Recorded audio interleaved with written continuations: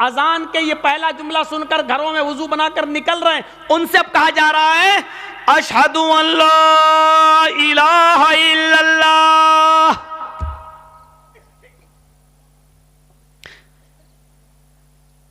मस्जिद में आने से पहले इस बात की गवाही दो, मैं गवाही देता हूं इस बात की कि अल्लाह के अलावा कोई माबूद नहीं, जिसको आज हमने बहुत हल्के में ले लिया है, मर्जी आई पढ़ो। अगर नमाज के बारे में सही जानकारी मिल जाए तो उससे आप अंदाजा लगा सकते हैं कि बेनमाजी की मुआशरे में क्या हैसियत है। बेनमाजी के घर खाना खाना जायज नहीं है। बिस्मिल्लाहिर्रहमानिर्रहीम।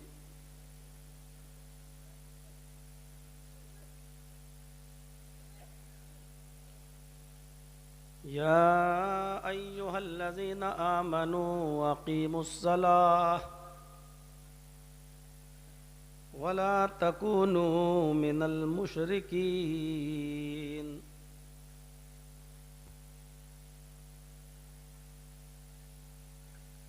वक़ाल तआला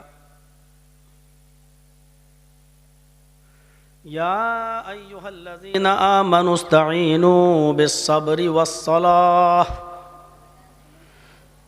इन्नल्लाहा मअस्साबिरीन।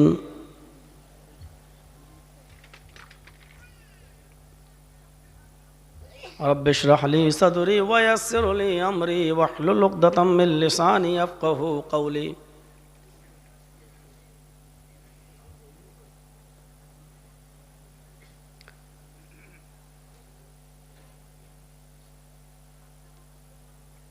सदर मोहतरम, मुअज़्ज़ज़ सामीन हज़रात, पर्दा नशीन इस्लामी ख़वातीन, माँ और बहनों, कौमों मिल्लत के लायकवर नौजवानों, अज़ीज़ बच्चों,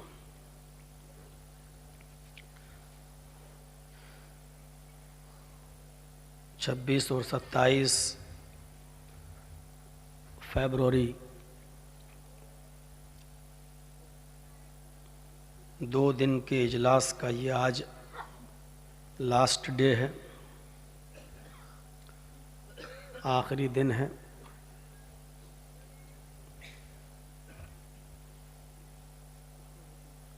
आपने मुसलसल दोनों दिन प्रोग्राम को समाअत फरमाया। अल्लाह रब्बुल आलमीन हमें जिस मकसद के तहत ये प्रोग्राम रखा गया है, अल्लाह इस प्रोग्राम के ज़रिए हमें उस मकसद के अंदर कामयाबी अता फरमा। मस्जिद की तामीर व तरक्की के लिए ये प्रोग्राम रखा गया है, हमें उसमें बढ़ चढ़कर हिस्सा लेना चाहिए।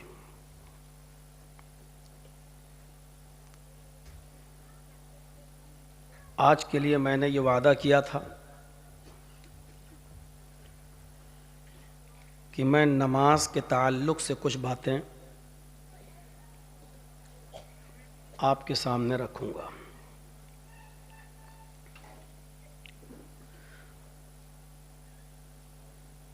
इस्लाम कबूल करने के बाद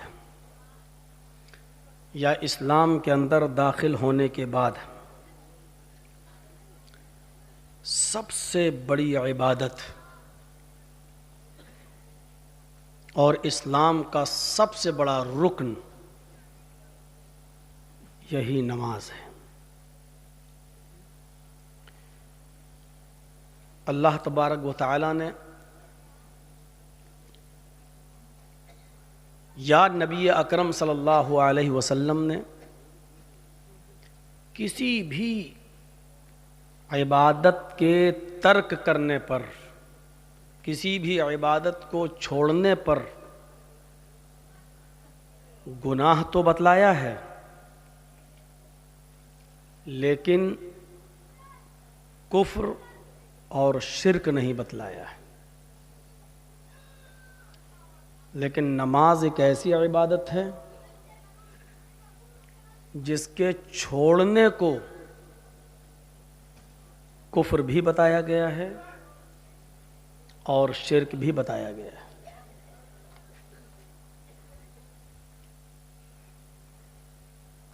जो आयत मैंने आपके सामने कुरान करीम की पढ़ी है,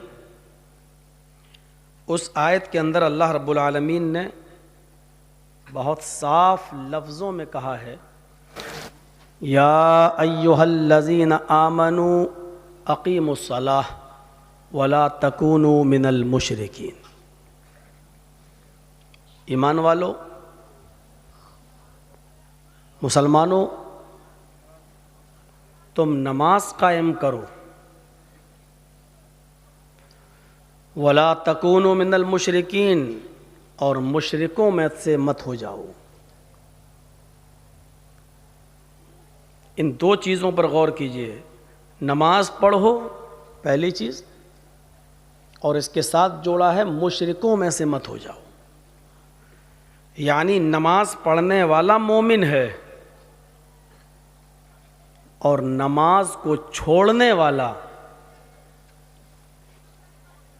ये मुशरिक की कैटेगरी में दाखिल हो जाता है। अब उसमें फिर बहस है, जानबूझकर नमाज छोड़ने वाला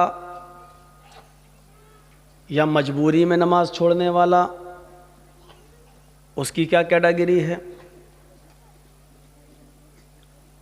या नमाज का इनकार करने वाला, उसको किस दर्जे में रखा जाए। फिर उसकी एक लंबी लिस्ट है, अभी हम उस तरफ नहीं जाना चाहते हैं। इससे अंदाज़ा लगाया जा सकता है कुरान की इस आयत से कि ये कितनी इम्पोर्टेंट इबादत है। नमाज कायम करो और नमाज छोड़कर मुशरिकों में से मत हो जाओ।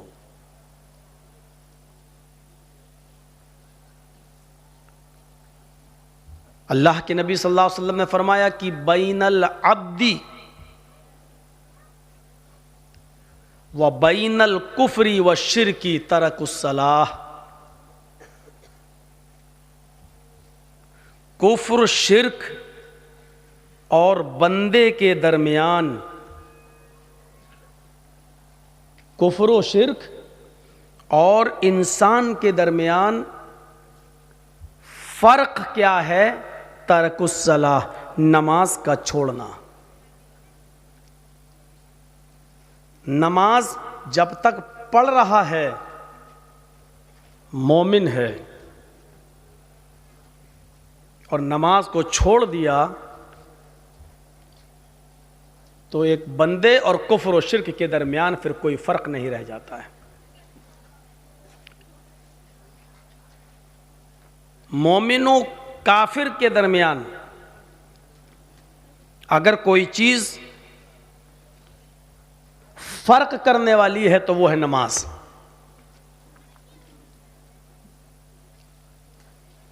नबी अकरम सल्लल्लाहु अलैहि वसल्लम ने इसीलिए फरमाया कि लोगों, मेरा दिल चाहता है, मेरा दिल करता है कि मैं हजरत बिलाल से कहूं कि वो आज़ान दें। सुनिए, बड़ी ज़बरदस्त हदीस सुनाने जा रहा हूं। नबी अकरम ने फरमाया कि मेरा दिल करता है कि मैं बिलाल से कहूं कि वो आज़ान दें, और आज़ान के बाद मैं किसी सहाबी को नमाज पढ़ाने के लिए बोल दूं कि तुम नमाज पढ़ा दो,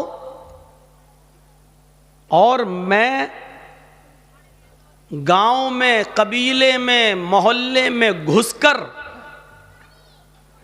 चेक करूं, अजान हो जाने के बाद मैं चेक करूं, मैं देखूं कि कौन मस्जिद में नमाज पढ़ने आया है और कौन मस्जिद में नमाज पढ़ने नहीं आया है, घर में बैठा हुआ है। जो लोग घरों में बैठे हुए हैं और मस्जिद में अजान की आवाज सुनकर नहीं आए, मेरा दिल करता है कि उनके घरों में आग लगा दूं, उनको उनके घरों के साथ जला दूं, लेकिन मुझे डर लगता है जब मैं इनके घरों में आग लगाऊं तो उस घर में आग लगने के बाद इनके छोटे छोटे दूध पीते बच्चे भी कहीं जल कर मर कर कहीं राख ना हो जाएं। इनके घरों में भेड़ें बकरियां जो पालतू जानवर पले पले हुए हैं, कहीं ये जानवर भी जल कर कहीं राख ना हो जाएं। इन छोटे छोटे दूध पीते मासूम बच्चों और भेड़ और बकरियों की वजह से अल्लाह के नबी कहते हैं कि मैं इनके घरों में आग नहीं लगाता। इससे अंदाजा लगा सकते हैं कि नमाज छोड़ने वाला कितना बड़ा मुजरिम है।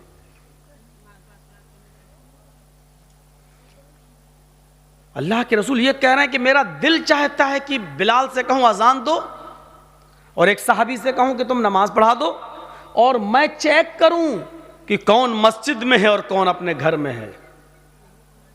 यानी अजान के बाद किसी का अपने घर में बैठना और अपने घर में रहना जुर्म आजीम है इस्लाम की नजर में। अपने करीबानों में झांक कर हर मुसलमान जायजा ले। इस हदीस से हमें कितनी चीजें मिल रही हैं।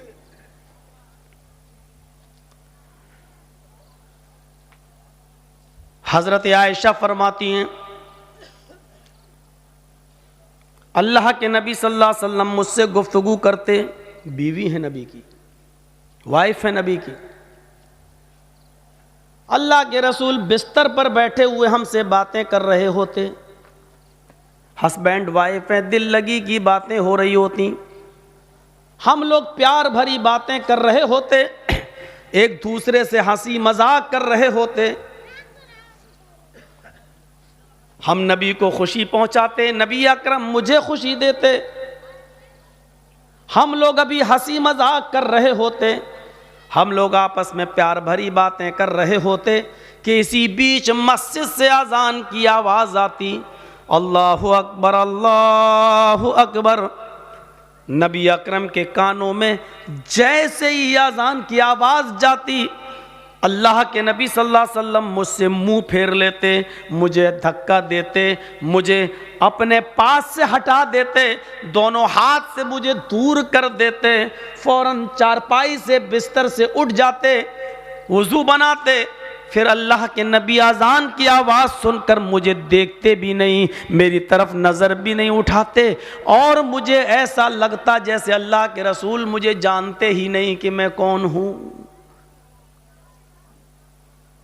बीवी का हक अदा कर रहे हैं, प्यार भरी बातें हो रही हैं, आपस में बैठे भी हैं, बीवी को वक्त दे रहे हैं,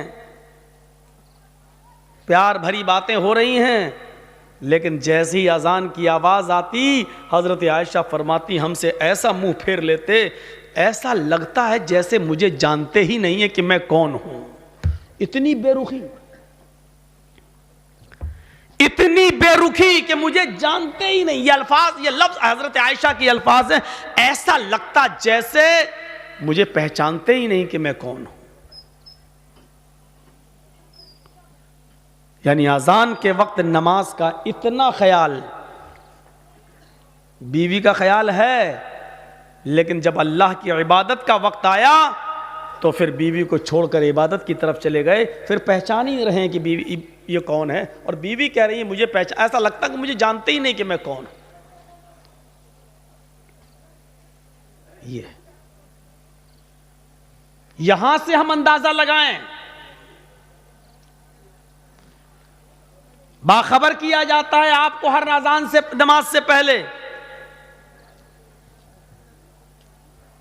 जब नबी अकरम सल्लल्लाहु अलैहि वसल्लम ने लोगों पर 5 वक्त की नमाज फर्ज की तो सवाल यह पैदा हुआ कि नमाज के लिए लोगों को बुलाया कैसे जाए, पता कैसे चले कि नमाज का वक्त हो गया। उस जमाने में घड़ियां तो थी नहीं, मोबाइल तो थे नहीं, सूरज से अंदाजा लगाया जाता था कि जोहर की नमाज का वक्त कौन सा है, फजर और असर का कौन सा है। सूरज के गुरूब होते ही अंदाजा लगाया जाता था मगरिब का वक्त हो गया।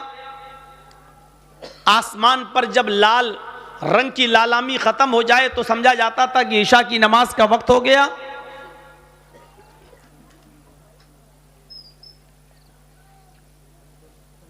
मशवरा किया अल्लाह के रसूल सल्लल्लाहु अलैहि वसल्लम ने कि लोगों को अजान नमाज की तरफ कैसे बुलाएं।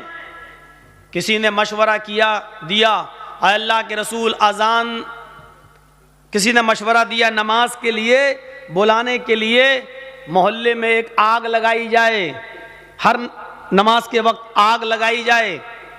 जब आग जलने लगे तो लोग समझ जाएं कि नमाज का वक्त हो गया। एक सहाबी ने मशवरा दिया नहीं, जोर से घंटी बजाई जाए तो पता चल जाएगा कि अजान का वक्त हो गया, नमाज का वक्त हो गया।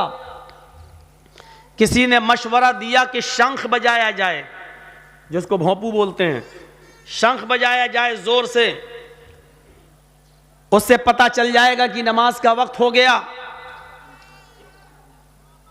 लेकिन उस वक्त मीटिंग बर्खास्त हो गई। नहीं, न आग जलाना ठीक है, इसमें मजूसियों की मुशाबिहत हो रही है, न शंख बजाना ठीक है, न घंटा बजाना ठीक है। चलो कल गौर करेंगे कि क्या है, कल फिर मीटिंग होगी दोबारा। अल्लाह के रसूल ने सुबह फिर दूसरे दिन फिर मीटिंग बुलाई। जब मीटिंग बुलाई तो उसमें हज़रत उमर फ़ारूक रज़ी अल्लाह ताला अन्हु ने अपना एक ख्वाब बयान किया कि अल्लाह के रसूल सल्लल्लाहु अलैहि वसल्लम, मुझे रात में ये ख्वाब दिखाया गया है कि नमाज के लिए इस तरीके से लोगों को बुलाया जाए, अल्लाहु अकबर अल्लाहु अकबर अल्लाहु अकबर अल्लाहु अकबर, 2 बार ये, अशहदु अल्ला इलाहा इल्लल्लाह अशहदु अल्ला इलाहा इल्लल्लाह, 2 बार ये, अशहदु अन्ना मुहम्मदर रसूलुल्लाह अशहदु अन्ना मुहम्मदर रसूलुल्लाह, 2 बार ये, हय्या अलस्सलाह हय्या अलस्सलाह, 2 बार ये जुमले, हय्या अलल फलाह हय्या अलल फलाह, 2 बार ये जुमले, अल्लाहु अकबर, 1 बार फिर ये जुमला ला इलाहा इल्लल्लाह, 1 बार ये जुमला। हजरत उमर ने जब अपना ये ख्वाब बयान किया तो उसमें चंद साहबा खड़े हुए और कहने लगे, अल्लाह के नबी, ये ख्वाब तो आज रात में हमने भी देखा। दूसरे ने कहा ये हमने भी देखा। एक और उठा कहने लगा ये तो हमने भी देखा। नबी अकरम सल्लल्लाहु अलैहि वसल्लम ने फरमाया, इतने लोगों का यही ख्वाब देखना इस बात की दलील है कि अल्लाह ताला हमसे नमाज के लिए यही चाह रहा है कि इन कलमात के ज़रिए लोगों को बुलाया जाए। जबकि खुद अल्लाह के रसूल हैं, नबी हैं। जिब्राईल अमीन आकर कह सकते थे कि अजान दिलवाओ, लेकिन जिब्राईल को नहीं भेजा, वही नहीं आई। सिर्फ सहाबा किराम ने ख्वाब देखा और अल्लाह के रसूल ने सहाबा किराम के ख्वाब को ही अल्लाह की तरफ से ख्वाब मानकर उसी को लागू कर दिया, नाफिज कर दिया कि आज के बाद हर अजान के वक्त, नमाज के वक्त यह अजान दी जाएगी। बहुत अहम मसला है अजान का, इसमें भी हिकमत छिपी हुई है। नमाज से पहले, अरे भाई जब लोगों को बुलाना ही है, किसी से भी खड़ा करके पूछो, अच्छा बताओ अजान क्यों होती है, तो आदमी कहेगा कि नमाज के लिए, ताकि पता चल गया नमाज का वक्त हो गया है, इसीलिए तो अजान होती है। लेकिन यह मकसद नहीं है। आज तो घड़ी है, पता चल जाएगा जोहर कब हो रही। गूगल में तलाश करिए, आपको आपके डिस्ट्रिक्ट मालदा का पूरा आपके गूगल पे सर्च करेंगे तो आ जाएगा जोहर कितने बजे, असर कितने बजे, मगरिब कितने बजे, इशा कितने बजे, फजर कितने बजे। आज अजान की क्या जरूरत है? अगर नमाज के लिए अजान हो रही है, उसका वक्त बताने के लिए, तो वक्त के लिए तो आजकल गूगल बतला रहा है कि जोहर का ये वक्त, असर का ये वक्त, मगरिब का ये वक्त, इशा का ये वक्त, फजर का ये वक्त। नहीं, कुछ और उसूल है। और सुनो, अगर नमाज के लिए आजान दी जाती है तो आपको मालूम होना चाहिए, अजान के लिए, नमाज के लिए अजान अगर दी जाती तो हय्या अलस्सलाह का लफ्ज पहले आना चाहिए था। हय्या अलस्सलाह का माना क्या है? आओ नमाज के लिए। लेकिन हय्या अलस्सलाह पहले नहीं कहा जा रहा है। पहले क्या कहा जा रहा है? अल्लाहु अकबर, अल्लाहु अकबर। इस जुमले का नमाज से क्या कनेक्शन है, जरा कोई बताया ना भाई। नमाज में तो वैसे ही आदमी कहता है अल्लाहु अकबर, कहता है कि नहीं कहता है? मैं थोड़ी सी स्पीड स्लो कर रहा हूं ताकि आपको ज़हन में बिठा सकूं ये बात। अभी तेज स्पीड में बोलूंगा तो आधी बातें दिमाग में आएंगी और आधी निकल जाएंगी आपके। सुनिए क्या कह रहे हैं हम? अल्लाहु अकबर, अल्लाहु अकबर। थोड़ा दिमाग लगाओ, इस अल्लाहु अकबर का नमाज से क्या कनेक्शन है? नमाज में तो आदमी वैसे ही कह रहा है अल्लाहु अकबर, फिर अजान में अल्लाहु अकबर कहने का क्या मतलब है?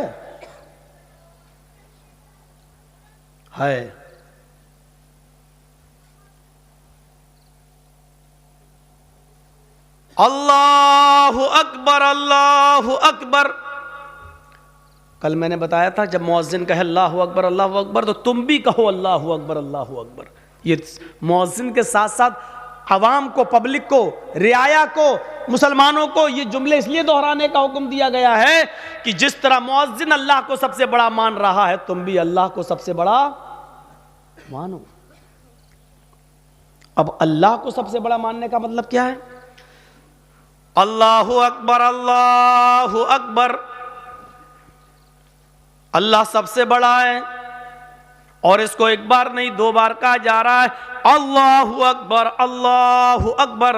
अल्लाह सबसे बड़ा है, अल्लाह सबसे बड़ा है। थोड़ी देर रुकने के बाद ये जुमले फिर कहे जा रहे हैं अल्लाहु अकबर, अल्लाहु अकबर। हां हां, गौर से सुन लो, अगर तुमने न सुना हो फिर से सुन लो। अल्लाह सबसे बड़ा है, अल्लाह सबसे बड़ा है। आए जमीन के सीने को चीर कर, जमीन की छाती को चीर कर उसमें दाना डालने वाले, धान बोने वाले, गेहूं बोने वाले, जौ बोने वाले, गन्ना बोने वाले, हल चलाने वाले, तेरे कानों में यह आवाज जा रही है अल्लाह सबसे बड़ा है। अब तू अपने दिल से फैसला कर कि अल्लाह सबसे बड़ा है या नहीं। अगर अल्लाह सबसे बड़ा है तो तू अपनी खेती करना छोड़ दे। अल्लाह को सबसे बड़ा मानता है तो तू जमीन की छाती चीर कर उसमें दाना डालना छोड़ दे। अगर तू अल्लाह को सबसे बड़ा मानता है तो तू हल चलाना छोड़ दे।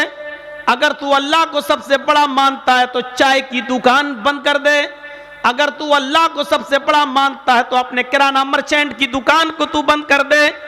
अगर अल्लाह को सबसे बड़ा मानता है तो आए मोबाइल की दुकानों पर बैठने वालों मोबाइल की दुकान बंद कर दो, कपड़ा बेचने वालों कपड़ा बेचना बंद कर दो, आए अपने बिजनेस करने वालों अपने बिजनेस को बंद कर दो, अपने कारोबार चलाने वालों कारोबार को बंद कर दो।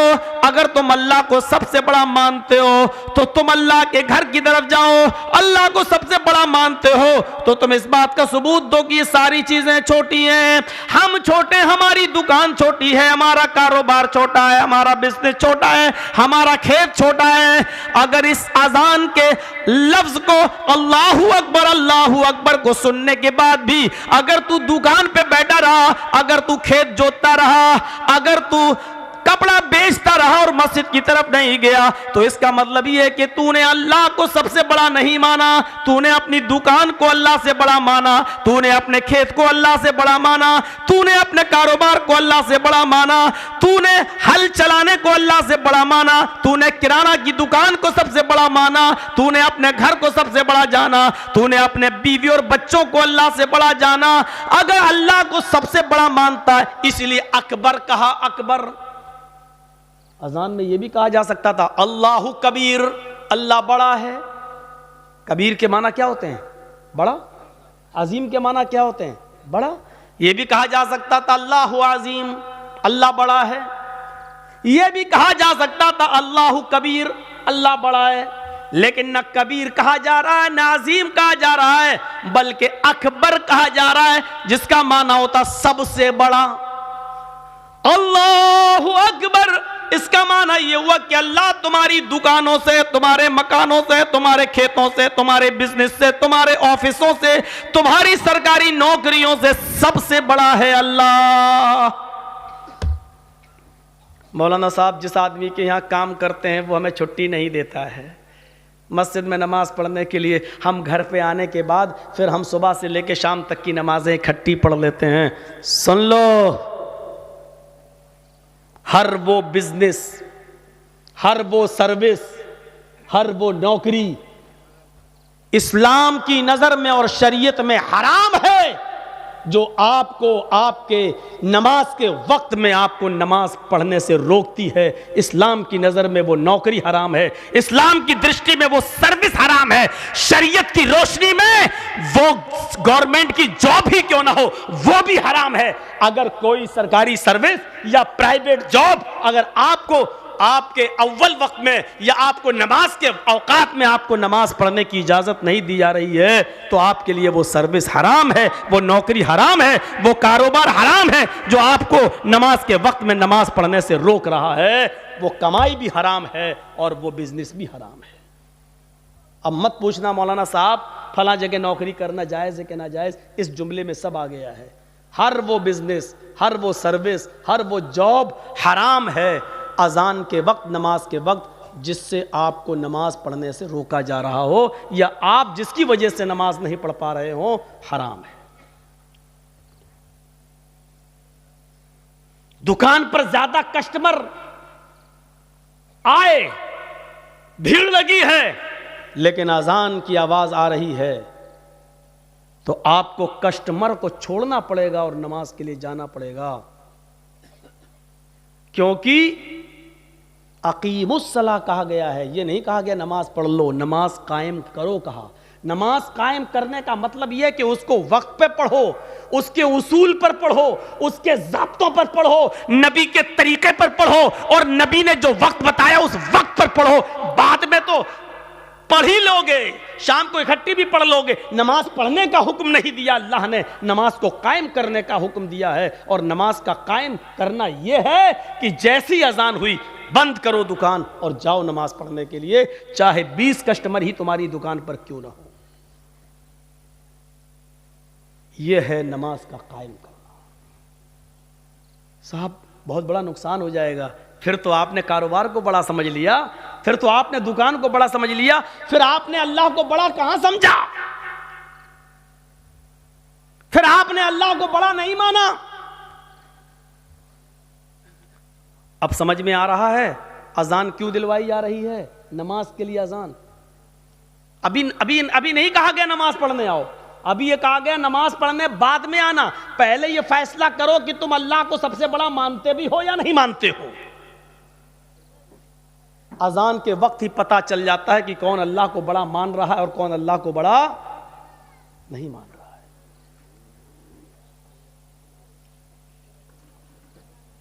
अजान के वक्त ही पता चल जाता है।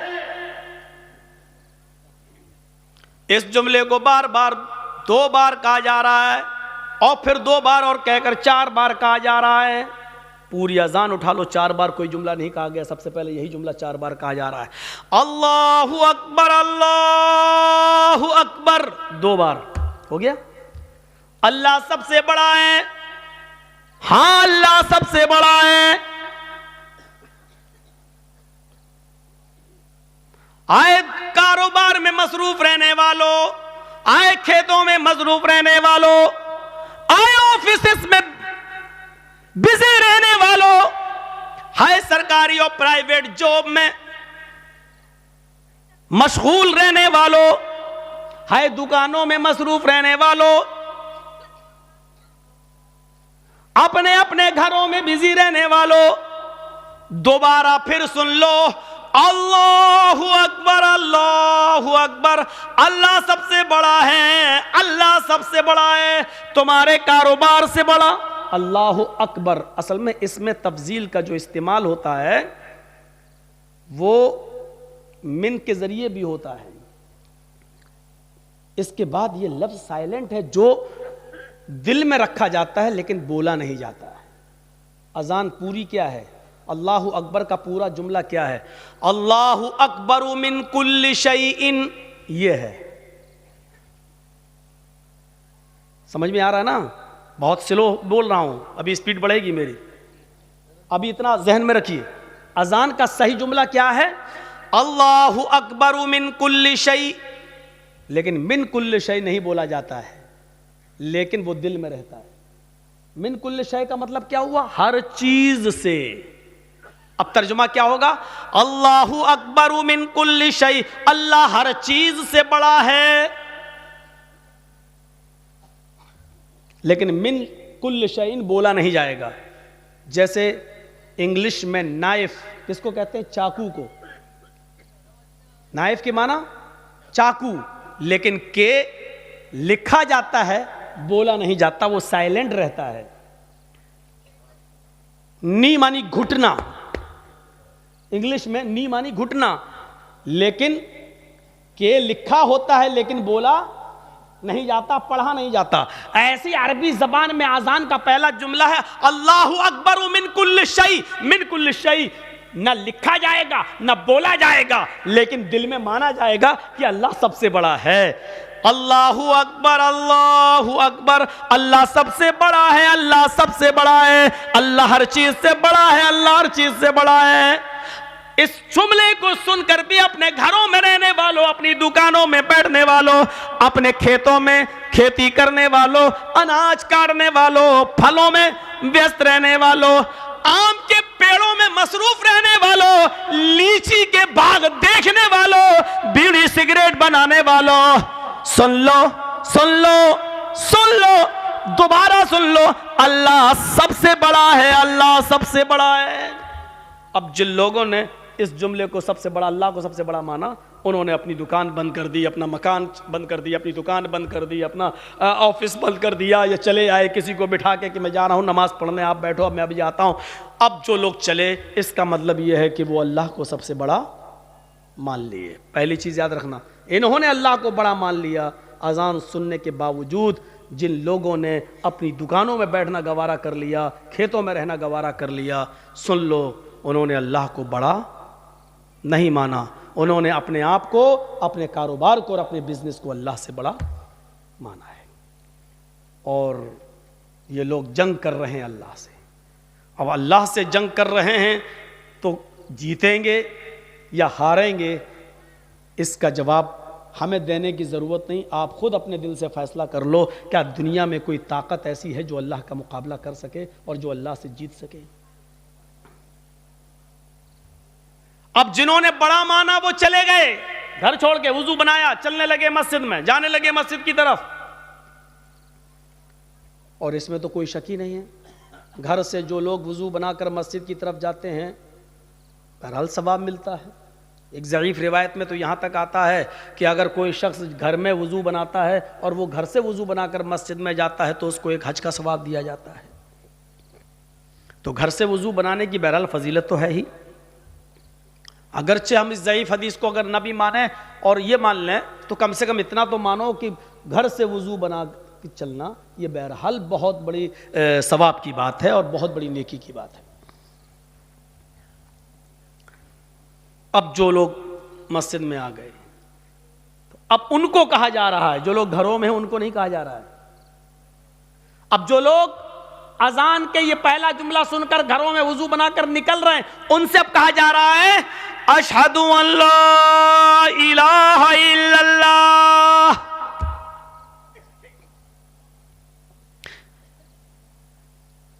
मस्जिद में आने से पहले इस बात की गवाही दो, मैं गवाही देता हूं इस बात की कि अल्लाह के अलावा कोई माबूद नहीं। अशहदु अल्ला इलाहा इल्लल्लाह, मैं गवाही देता हूं इस बात की कि अल्लाह के अलावा कोई माबूद नहीं। यानी आप घर से मस्जिद की तरफ जा रहे हो नमाज पढ़ने, तो याद रखो ये नमाज तुम्हारी अल्लाह के लिए है या किसी और के लिए। अल्लाह माबूद है, उसी के लिए नमाज होनी चाहिए। अल्लाह को माबूद मानो, अल्लाह के लिए नमाज पढ़ने जा रहे हो, यानी इबादत किसके लिए? अल्लाह के लिए होनी चाहिए। अब बाप के डर से नमाज पढ़ने बहुत से लोग आते हैं, अब्बा मेरे डांटेंगे नमाज पढ़ लो। मदरसे के बच्चे, अरे नमाज पढ़ लो, अजान हो गई, नहीं तो टीचर मारेगा, वो टीचर के डर से पढ़ रहे हैं। और बहुत से लोग जुमे में सिर्फ इसलिए नमाज पढ़ने आ रहे हैं कि पूरे हफ्ते तो आए नहीं, जुमा भी नहीं पढ़ेंगे तो मोहल्ले वाले समाज के लोग कहेंगे देखो जुमे तक की नमाज नहीं पढ़ रहा है। तो जो लोग इसलिए नमाज पढ़ने आ रहे हैं वो समझ लें कि उनकी इबादत अल्लाह के लिए है ही नहीं। अगर नमाज पढ़ने आना है, मस्जिद में आना है, इबादत के लिए आना है, नमाज के लिए, तो अशहदु अल्ला इलाहा इल्लल्लाह, इस बात की गवाही दो, मैं गवाही देता हूं अल्लाह के अलावा कोई माबूद नहीं है। अगर अल्लाह के लिए इबादत करने जा रहे हो तब तो ठीक है, और अगर ये इबादत अल्लाह के लिए करने नहीं जा रहे हो तो अपने घरों में रहो। अगर मोहल्ले वालों के डर से जा रहे हो तो मत जाओ, अगर उस्ताद के डर से नमाज पढ़ रहे हो तो मत पढ़ो, अगर बाप के डर से नमाज पढ़ रहे हो तो मत पढ़ो, अगर मोहल्ले और समाज के डर से नमाज पढ़ रहे हो तो मत पढ़ो। और अगर जा रहे हो तो अल्लाह को सबसे बड़ा मानकर जाओ, और इबादत भी अल्लाह के लिए करने जाओ, किसी गैर का उसमें नाम नहीं होना चाहिए, किसी गैर का उनसुर नहीं होना चाहिए। अब अगर तुम अल्लाह के लिए इबादत भी करने जा रहे हो और तुमने दिल में ठान लिया कि इबादत हम अल्लाह ही की करेंगे, किसी और की नहीं, तो अब उन लोगों से कहा जा रहा है अशहदु अन्ना मुहम्मदर रसूलुल्लाह, कहो मैं गवाही देता हूं इस बात की कि मोहम्मद सल्लल्लाहु अलैहि वसल्लम अल्लाह के रसूल हैं। यानी नमाज नबी के तरीके पर पढ़ना पड़ेगी, अपने मनमानी तरीके पर नमाज नहीं पढ़नी पड़ी नहीं। अगर मनमाने तरीके पर नमाज पढ़ना है तो मत आओ, अब अल्लाह की इबादत करने जा रहे हो तो रसूल के तरीके पर नमाज पढ़ना पड़ेगी। जोहर में कितनी नमाज? जितनी नबी ने बताई। असर में कितनी? जितनी नबी ने बताई। मगरिब में कितनी? जितनी नबी ने बताई। तरावी कितनी पढ़ें? 20 या 8? न तेरी 8 न मेरी 20, जितनी जनाब मोहम्मद रसूलुल्लाह सल्लल्लाहु अलैहि वसल्लम ने बताई। मेरे भाइयों, ये नमाज पढ़ने जा तो रहे हो, लेकिन ये अकीदा दिल में रखो कि हम रसूलुल्लाह के तरीके पर नमाज पढ़ेंगे। नमाज से पहले वुजू, वुजू से पहले पाकी, आप खुद पाक हो पहले, और फिर छोटी नापाकी क्या है? वुजू। वुजू बनाकर छोटी नापाकी को दूर कर दो, उसके बाद जाइए आप नमाज पढ़ने के लिए। और यह इबादत कैसे करेंगे? जब आप वुजू बनाकर घर से मस्जिद की तरफ निकलेंगे तो अल्लाह ताला हर एक कदम पर तुम्हें एक नेकी देगा, हर कदम पर एक नेकी, और एक गुनाह माफ भी होगा। जैसे एक कदम बढ़ाया एक नेकी मिली और एक गुनाह माफ, दूसरा कदम बढ़ाया एक नेकी मिली और एक गुनाह माफ, तीसरा कदम बढ़ाया एक नेकी मिली और फिर एक गुनाह माफ, चौथा कदम बढ़ाया एक नेकी मिली और एक गुनाह माफ।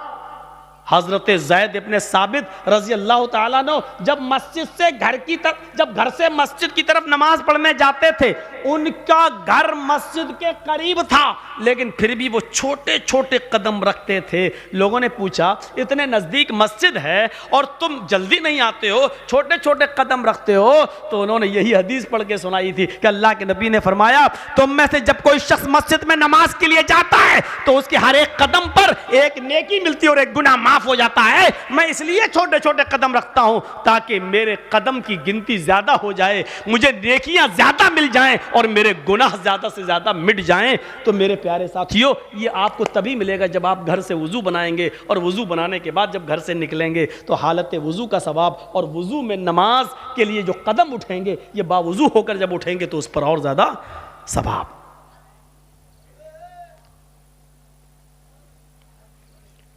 तो अल्लाह को पहले सबसे बड़ा मानो। जिन्होंने अल्लाह को सबसे बड़ा मानकर अपना कारोबार, अपना बिजनेस बंद कर दिया, वो मस्जिद की तरफ जाएं। मस्जिद की तरफ जाने वालों, अगर अल्लाह के लिए इबादत करने जा रहे हो तो ठीक, वरना मत जाओ। और अल्लाह के लिए इबादत करने जाने वालों, अगर यह इबादत जनाब मोहम्मद रसूलुल्लाह के तरीके पर करना है तो ठीक। अब ये तीन चीजें बताने के बाद अब कहा जा रहा है, सुनो, ये तीन चीजें, अल्लाह को सबसे बड़ा मान लिया और इबादत अल्लाह के लिए करने जा रहे हैं, और यह इबादत नबी के तरीके पर करने का इरादा है। नबी के तरीके पर, नबी ने जैसे बताया है। शाबाश बेटा, ले लो, हम बैठ गए, लो। ये लड़का आगे चल के क्या बनेगा बताइए तो? अरे कुछ नहीं, उसके घर वालों ने भेजा, फोटो लेके आओ। इतना हम, आप जिस स्कूल में पढ़ रहे हैं ना, उसका मैं हेडमास्टर रह चुका हूं। ये बच्चा क्या जाने बेचारा फोटो लेके, उसको किसने भेजा हम लोग सब समझ रहे हैं। चलो, तो हो गया बेटा, वीडियो बना रहे हो क्या? ओ, ये सब बन रही है, ये सब बन रही है। अरे आजकल के बच्चे, अभी शादी कर दो तो 2 बच्चों का बाप बन जाएगा वो। ये आजकल की औलाद है भैया, आजकल की औलाद। तो मेरे भाइयों सुनो, 3 चीजें बताई गई। उसके बाद पहले अल्लाह को सबसे बड़ा मानो, दूसरा जब अल्लाह को बड़ा मान लिया तो इबादत अल्लाह के लिए करो, और इबादत जब अल्लाह के लिए करने का पूरा अज़्म हो गया तो ये इबादत रसूलुल्लाह के तरीके पर करो, नबी के तरीके पर, रसूल के तरीके पर। कुछ नहीं चलेगा तेरा मेरा। नबी ने 1 रकात में 1 रुकू किया, 1 ही करना है। नबी ने 1 रकात में 2 सजदे किए, 2 ही करना है। नबी ने ज़ोहर में 4 पढ़ी, अगर तू 6 पढ़ेगा तो गुनाहगार होगा।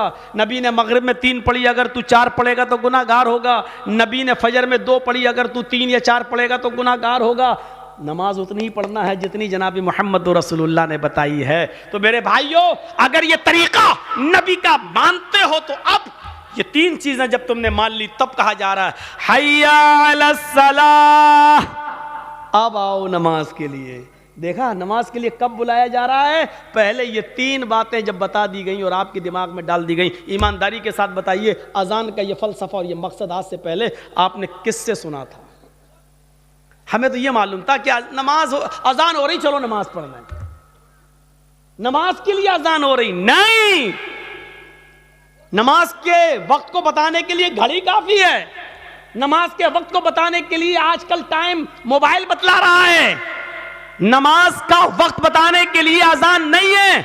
अजान अल्लाह को सबसे बड़ा बताने के लिए और इबादत अल्लाह की बताने के लिए और तरीका जनाब मोहम्मद रसूलुल्लाह का बताने के लिए ये अजान दी जा रही है। जब ये 3 चीजें आपने एक्सेप्ट कर ली, कबूल कर ली, तब कहा जा रहा है हय्या अलस सलाह, आओ नमाज के लिए। अब ये नमाज तुम्हें भलाई पर पहुंचाएगी, ये नमाज तुम्हारे लिए भलाई का रास्ता खोलेगी। इसलिए क्या कहा जा रहा है? हय्या अलल फलाह, आओ ऐसी नमाज पढ़कर भलाई पर, भलाई के लिए आओ, भलाई के हय्या अलल फलाह, आओ कामयाबी की तरफ, आओ भलाई की तरफ। यानी जब अल्लाह की इबादत करोगे और रसूल के तरीके पर करोगे तो ये नमाज तुम्हारे लिए भलाई का रास्ता है, ये नजात का जरिया है, ये नजात का जरिया। और अगर अल्लाह के लिए नहीं है और रसूल के तरीके पर नहीं है तो ये नमाज भी नहीं है और भलाई भी नहीं, भलाई भी नहीं। इसके बाद फिर लास्ट में फिर कहा जा रहा है, आए लोगों एक बार फिर सुन लो, अब तक अगर अपने घरों में बैठे हुए हो तो एक बार फिर सुन लो, अल्लाहु अकबर, अल्लाहु अकबर, अल्लाह सबसे बड़ा है, सबसे बड़ा है, ला इलाहा इल्लल्लाह, उसके अलावा कोई इबादत के लायक नहीं। आखिर में ये जुमला कहकर फिर दिमाग में भर दिया कि फिर सोच लो, अब भी घर में रहना है, अब भी दुकान पे बैठना है, अब भी बिजनेस करना है, अब भी सर्विस करना है, अब भी ऑफिस में रहना है। लास्ट में फिर सुन लो कि अल्लाह सबसे बड़ा है। अगर ऑफिस का मालिक निकाल देगा निकाल दे, क्योंकि रोजी वो नहीं देता, रोजी देने वाला अल्लाह है।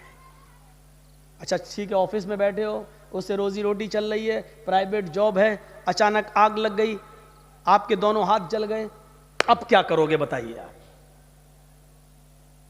अब क्या करोगे?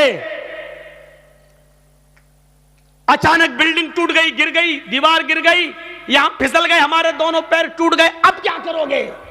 आप तो ऑफिस को सबसे बड़ा समझे थे ना, इसलिए तो नमाज पढ़ने नहीं आए थे। अब क्या करोगे? सेहता का कबला मर्जिक, अपनी तंदुरुस्ती को, अपनी जवानी को, अपनी बीमारी से पहले गनीमत जान ले और अल्लाह की इबादत कर ले। तसव्वुर करो, अजान का मकसद यह है, इसलिए होती है यह अजान, इसलिए दी जाती है यह अजान, ताकि अल्लाह का सबसे बड़ा होने का तसव्वुर हमारे दिमाग में रहे और अल्लाह की इबादत करने का तसव्वुर हमारे दिमाग में रहे और इबादत जनाब मोहम्मद रसूलुल्लाह सल्लल्लाहु अलैहि वसल्लम के तरीके पर करने का तसव्वुर हमारे दिमाग में रहे। दुनिया में बहुत से नबी आए, सुनिए, और हर नबी पर नमाज फर्ज थी, हर नबी पर नमाज फर्ज थी। हजरत इब्राहिम अलैहिस्सलातु वस्सलाम ये कहा करते थे, इन्ना सलाती व नुसुकी व महयाया व ममाती लिल्लाहि रब्बिल आलमीन, मेरी नमाज, मेरी कुर्बानी, मेरी जिंदगी और मेरी मौत अल्लाह के लिए है। कुरान कह रहा है ना, इन्ना सलाती व नुसुकी व महयाया व ममाती लिल्लाहि रब्बिल आलमीन, मेरी नमाज, मेरी कुर्बानी, मेरी जिंदगी, मेरी मौत किसके लिए? अल्लाह के लिए। इसका मतलब यह है कि इब्राहिम अलैहिस्सलाम पर भी नमाज फर्ज थी। जब अपनी बीवी हाजरा को और अपने बच्चे छोटे इस्माइल को जब छोड़ दिया था बियाबान जंगल में, और जब चले गए बहुत दूर, बीवी और बच्चे की आंखों से ओझल हो गए, तो इब्राहिम अलैहिस्सलाम ने जो दुआ की थी वो दुआ को देखो कुरान रिकॉर्ड करता है, और रब्बी इन्नी अस्कंतु मिन ज़ुर्रियती बिवादिन गैरि ज़ी ज़रा इंद बैतिकल मुहर्रम लियुकीमुस सलाह इलाहुल आलमीन। ओ अल्लाह रब्बुल आलमीन, हमने अपनी बीवी को, हमने अपने बच्चे को एक बियाबान जंगल में तेरे हवाले छोड़ दिया है। उस जंगल में कोई नहीं है, इंसानी आबादी नहीं है, उस जंगल में कोई रहता नहीं है, कोई बंदा नहीं है। बिवादिन गैरि ज़ी ज़रा, बेआबू गयावा दिए, वहां दरख्त भी पैदा नहीं होते, वहां बियाबान जंगली जंगल है, वहां से कोई काफिला भी नहीं आता है। थोड़े बहुत दरख्त जो दिख रहे हैं उन पर परिंदों के घोंसले भी नहीं है, एक चिड़िया का भी पता नहीं है। ऐसी बियाबान जंगल में जो गैर आबाद है, गैर ज़ी ज़रा है, उस जंगल में हमने अपने बीवी बच्चों को छोड़ दिया है। इंद बैतिकल मुहर्रम, तेरे काबिले एहतराम घर के पास, जहां तेरा घर तामीर होगा, जहां हमें तेरा घर बनाना है, जहां खाने काबा को बनाना है, जहां किबला बनना है, जहां किबले की तामीर होना है, तेरा घर बनना है, ऐसे घर के पास हमने अपने बीवी बच्चे को छोड़ दिया है। लियुकीमुस सलाह, ताकि उससे फैलने वाली जुर्रियत, मेरे बीवी बच्चे लियुकीमुस सलाह, नमाज कायम कर सकें, नमाज अदा कर सकें, नमाज पढ़ सकें। अपने बीवी को और बच्चे को छोड़ दिया है, एक भी परिंदा नहीं है, काफिला नहीं है, इंसान नहीं रह रहा है, साए साए बीतती है, खतरनाक जानवरों का डेरा है, लेकिन यही खाने काबा बनना है, यही अल्लाह का घर बनना है।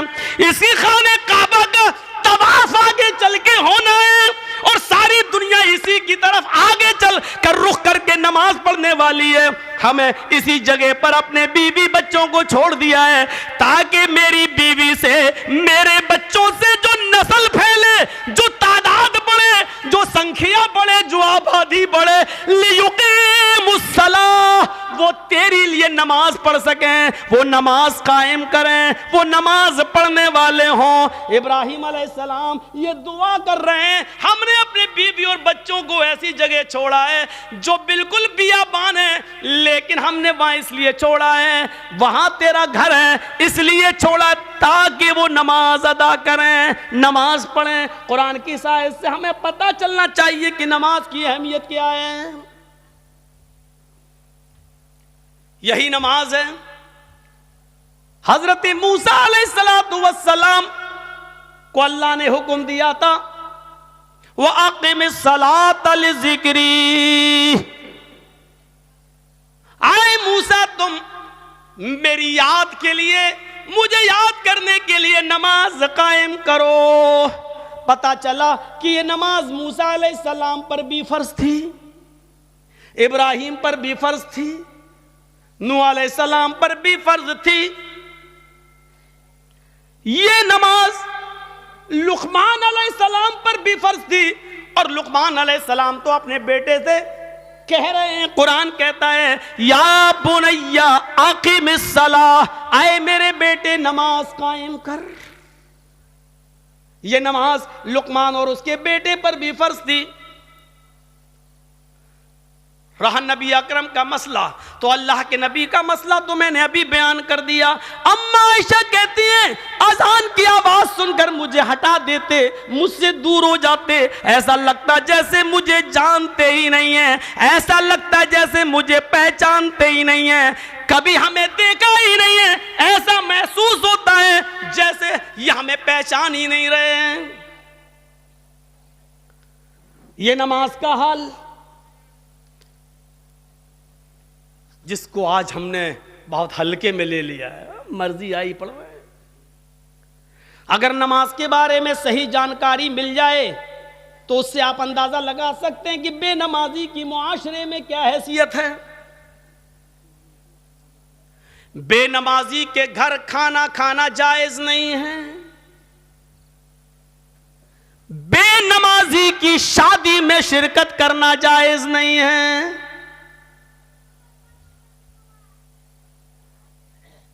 अगर किसी लड़की की शादी किसी बेनमाजी से हो जाए तो उस लड़की का बेनमाजी पति के साथ रहना जायज नहीं है। समझाए, मानता है तो ठीक है, नहीं मानता तो अलग हो जाए। सवाल यह है कि वो तलाक ना दे तो तलाक देने की जरूरत ही नहीं है, क्योंकि बेनमाजी मुसलमान ही नहीं है, और जब मुसलमान नहीं है तो किसी काफिर के निकाह में रहने की जरूरत भी नहीं है। ये निकाह ऑटोमेटिकली फिस्क, अपने आप खत्म। बेनमाजी के हाथ का खाना जायज नहीं है, बेनमाजी के हाथ का पानी जायज नहीं है।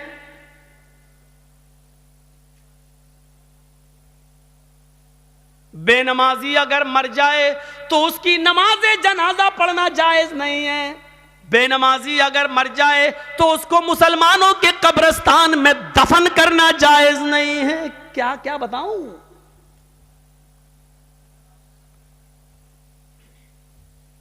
लेकिन सब चल रहा है। कितना बड़ा दिल गुर्दा है आज, जिसकी हैसियत ये हो और शादी के मौके पर हम ये ना देखें।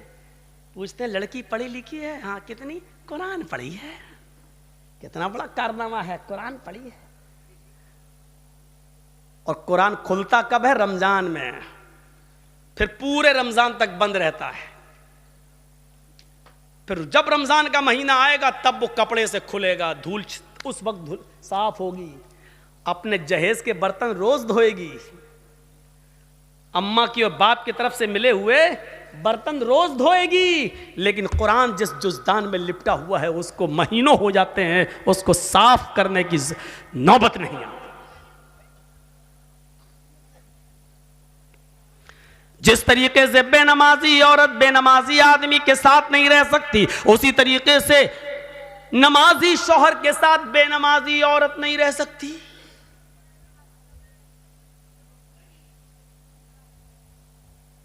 देख रहे हैं आप, इन नबियों पर भी नमाज फर्ज थी। ये अलग बात है कि किसी नबी के ऊपर 2 रकात फर्ज थी, किसी नबी के ऊपर 4 रकात फर्ज थी, किसी नबी के ऊपर 3 रकात फर्ज थी, किसी के ऊपर 2 टाइम की थी, किसी के ऊपर 3 टाइम की थी, सुबह दोपहर शाम, और किसी के ऊपर 5 टाइम भी थी, किसी के ऊपर 4 वक्त की भी नमाज फर्ज थी। लेकिन अल्लाह के नबी जनाब मोहम्मद रसूलुल्लाह सल्लल्लाहु अलैहि वसल्लम जब नबी बनाकर भेजे गए तो आपने ये नमाज 5 वक्त की फर्ज की, क्योंकि अल्लाह ताला ने 50 से 5 वक्त की कर दी। और जब 5 वक्त की फर्ज कर दी गई तो नमाज का उसूल ये बनाया कि फजर में 2 रकात रख दी, जोहर में 4 रकात रख दी, असर में 4 रकात रख दी, मगरिब में 3 रख दी और इशा में 4 रख दी। क्योंकि किसी नबी के ऊपर 2 थी, किसी के ऊपर 3 थी और किसी के ऊपर 4 थी। 2 से कम नहीं थी और 4 से ज्यादा किसी के ऊपर फर्ज नहीं थी। इसलिए अल्लाह के नबी ने 2 भी रखी, 3 भी रखी और 4 भी रखी, ताकि लोगों को इस बात का इल्म हो जाए कि मैं किसी नबी के खिलाफ नहीं हूं। मैंने फजर में 2 रकात नमाज फर्ज की है ताकि उन नबियों की भी इक्तिदा हो जाए जो 2 रकात जो पढ़ा करते थे। 3 रकात भी मैंने मगरिब में रख दी है, क्योंकि कुछ नबियों पर 3 वक्त 3 रकात फर्ज थी, तो मैंने उनको की 3 रकात भी रख दी ताकि उस नबी की सुन्नत भी जिंदा हो जाए। और जिन नबियों पर 4 रकात फर्ज थी हमने ज़ुहर, असर और इशा में 4 रकात फर्ज कर दी ताकि उस नबी की सुन्नत पर भी अमल हो जाए। मैं नबियों का मुखालिफ नहीं हूं, मैं रसूलों का मुखालिफ नहीं हूं। हाँ, मैं आखिरी नबी हूं, अब तरीका मेरा चलेगा, अब रास्ता मेरा चलेगा। दुनिया में 3 ही किस्म की मखलूक है। एक मखलूक जो हमेशा खड़ी रहती है, जैसे पेड़, दरख्त, पहाड़, ये खड़े हैं। कुछ मखलूक झुकी हुई होती है, जैसे भैंस, बकरी, गाय, भेड़। आप देखिए, हम लोग जब ऐसे रुकू में चले जाएं तो बिल्कुल वही शक्ल हो जाती है। और कुछ मखलूक ज़मीन से चिपकी हुई होती है, जैसे छिपकली, चूहा। दीवार पे भी चढ़ेगा तो चिपका हुआ होगा, ज़मीन पे होगा तो ऐसे होगा। ये 3 ही किस्म की मखलूक है, चौथी कोई किस्म नहीं है। और अल्लाह कहता है युसब्बिहु लिल्लाहि मा फिस समावाति व मा फिल अर्ज़। ज़मीन व आसमान की सारी मखलूक अल्लाह की तस्बीह बयान कर रही है, अल्लाह की हम्द व सना बयान कर रही है। अल्लाह के नबी सल्लल्लाहु अलैहि वसल्लम ने नमाज में ये तीनों कंडीशन लागू कर दी है। अल्लाहु अकबर। आय अल्लाह, ये पहाड़ भी तेरी हम्द व सना बयान करते हैं, ये दरख्तों के पत्ते भी हम्द व सना बयान करते हैं।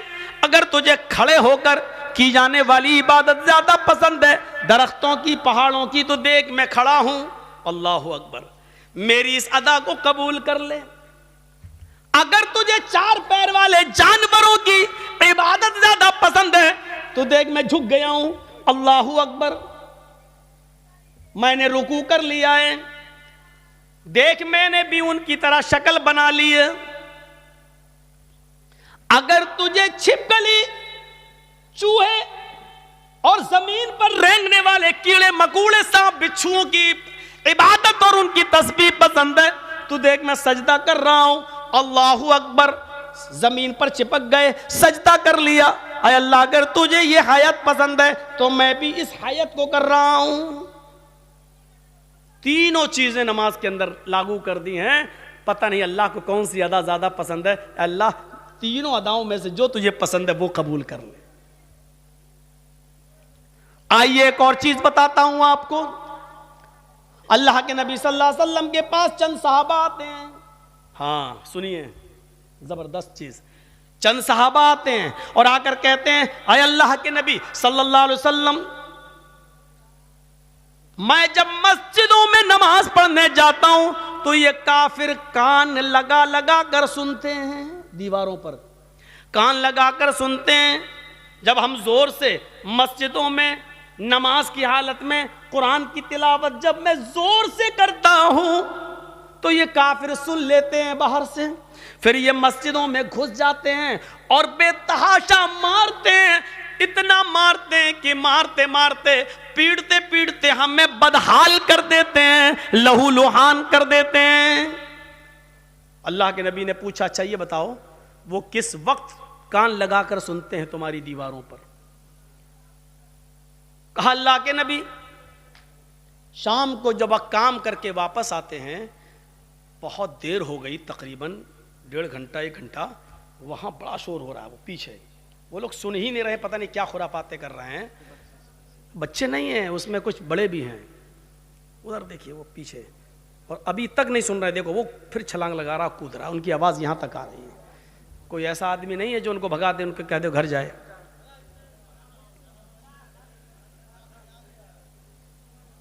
इतने शैतान बच्चे, इनके माँ बाप से पूछो, हमें हमारा दिल कहता है ये रात में पैदा हुए होंगे।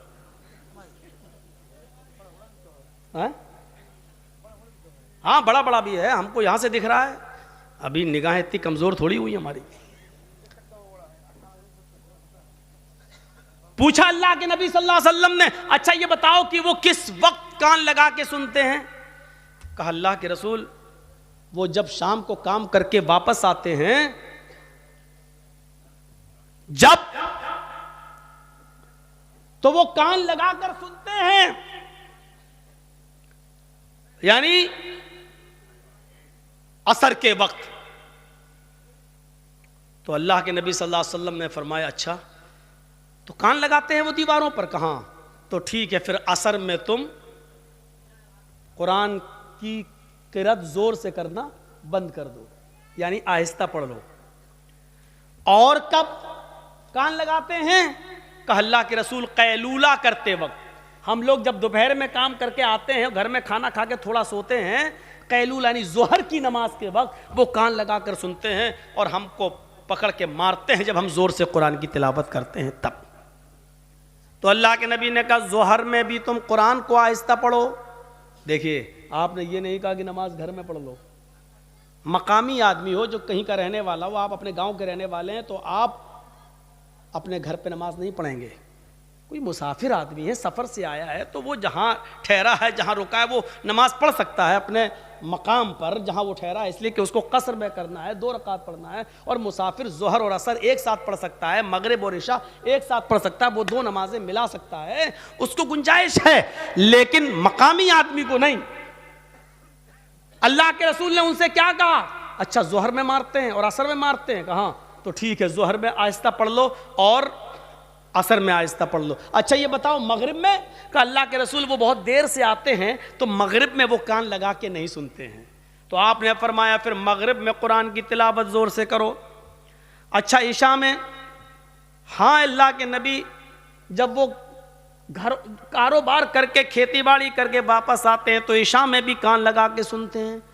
आपने हाँ तो वो इशा में भी नहीं सुनते हैं क्योंकि थके हुए होते हैं, खाना खाया और सो गए। मगरिब के बाद आते हैं, सुनते नहीं हैं, इसलिए आपने कहा मगरिब में पढ़ो जोर से। इशा की नमाज आप इतनी देर से पढ़ते हैं कि उनको नींद आ जाती है, वो इशा में भी नहीं सुनते, आपने फरमाया तो इशा में भी पढ़ो। अच्छा फजर में? कहा अल्लाह के नबी फजर में तो वो खुद ही घोड़ा बेच के सोते रहते हैं। तो आपने कहा फिर फजर में भी जोर से तिलावत करो।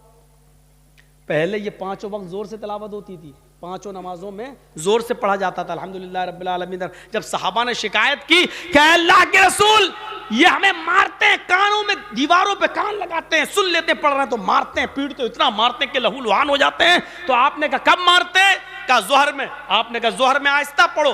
कब मारते हैं? कहा असर में। असर में भी आहिस्ता पढ़ो। मगरिब में? कहा नहीं जोर से पढ़ो। इशा में सो जाते हैं वो, जोर से पढ़ो। फजर में नहीं उठते हैं वो, जोर से पढ़ो। मेरे भाइयों ये सिलसिला चलता रहा, बहुत दिनों तक ये सिलसिला चलता रहा, और इतने दिनों तक ये सिलसिला चला कि मक्का फतह हो गया।